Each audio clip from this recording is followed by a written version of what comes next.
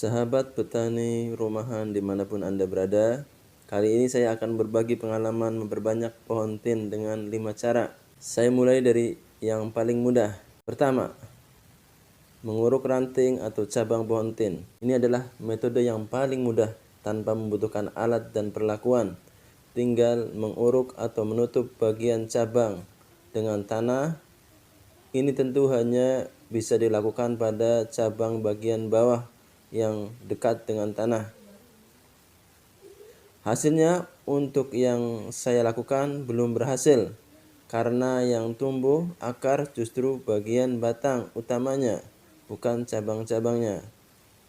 2. Stek langsung di tanah. Cara kedua juga masih cukup mudah. Tinggal memotong cabang yang ingin kita stek, kemudian kita tancapkan di sembarang tanah yang memungkinkan. Hasilnya, untuk cabang yang agak tua berhasil tumbuh akar cukup banyak, dan cabang atau pucuk yang muda gagal tumbuh akar. 3. Mencangkok tanpa mengupas kulit. Cara ketiga ini cukup mudah. Tinggal memasukkan media tanam atau tanah ke plastik, kemudian dipotong di bagian tengah sebagiannya saja, kemudian ditempelkan ke cabang yang akan dicangkok.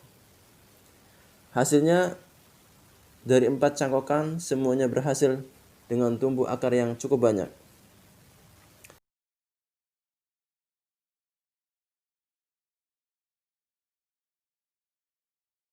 Empat, mencangkok dengan mengupas kulit. Cara keempat menggunakan metode cangkok normal dengan mengupas kulit cabang yang mau dicangkok. Kemudian dikerik bagian kambium, bagian perbatasan antara kulit dan batang kayunya sampai tidak licin. Kemudian ditempelkan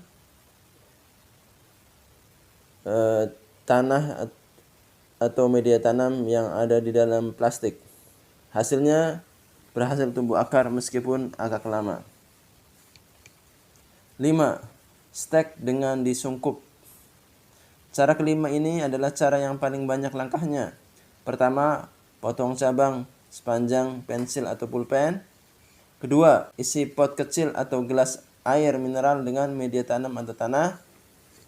Ketiga, tancapkan potongan cabang ke media tanam yang ada di pot kecil atau gelas mineral tersebut. Keempat, pasang sungkup dari plastik transparan dan ikat bagian bawah dengan karet. Penggunaan sungkup bertujuan agar tanaman baru bebas dari serangan organisme patogen seperti bakteri, jamur, hama penyakit tanaman, dan menjaga kondisi kelembaban tanah. Kelima, taruh di tempat yang terhindar dari hujan dan terik matahari. Hasilnya, semua stek sungkup berhasil tumbuh akarnya. Lalu, manakah metode terbaik?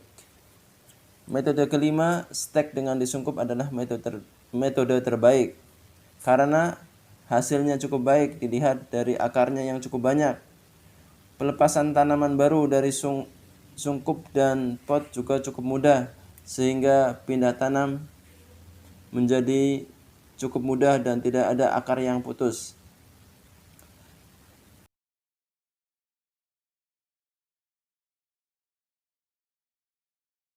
Metode kedua yang terbaik adalah cangkok tanpa kupas kulit, menunjukkan hasil yang paling baik dari segi akarnya, paling banyak dan paling panjang. Tetapi ketika melepaskan tanaman baru dari plastiknya, banyak akar yang putus dan tanah yang ambiar atau buyar, sehingga proses pindah tanam tidak maksimal.